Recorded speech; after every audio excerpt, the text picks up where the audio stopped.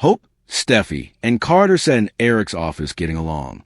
I am just happy to be back at Forrester, a company that I love, Hope said. Carter said it felt like home again when he came to work. Steffy brought up all the changes Hope and Carter had made and was especially impressed with the fragrance line. I was thinking about investing more into it. I think it's time we get Daphne back from Paris, Steffy said, slightly alarming Hope. She suggested they could bring in other fragrance designers to further develop the Forrester perfume brand.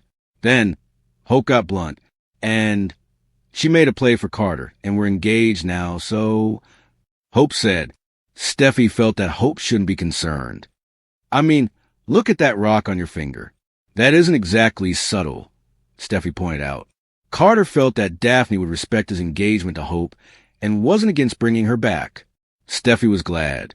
I don't want to even think about launching another fragrance without Daphne's involvement. We need her to maximize our success, Steffy said. Later, Carter took Hope to a dressing room where they could make out and discuss Daphne. Hope understood that it made good business sense, but Carter knew having her back would be hard for her. I'm not insecure about us. It's Daphne that I don't trust. I don't trust her at all, Hope said. She felt Daphne's presence would be a constant reminder of how she tried to come between her and Carter.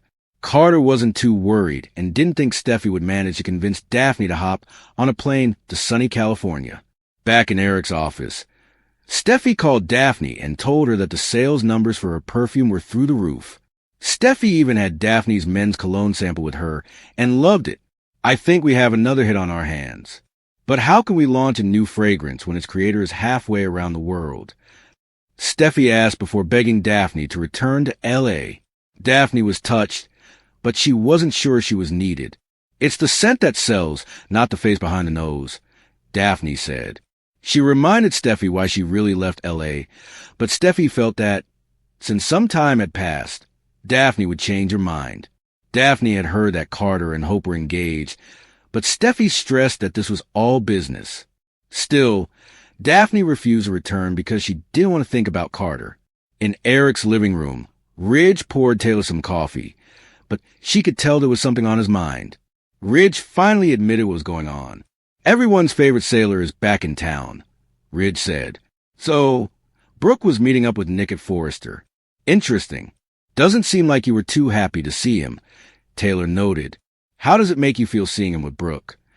All Ridge could say was that Nick was a tool. He told Taylor that it was up to Brooke if she wanted to spend time with him. Ridge also said that he hated Nick, just like you hate Bill. Gee, I wonder what the similarities are, Taylor mused. Brooke is entitled to see Nick, even if it's not what you want.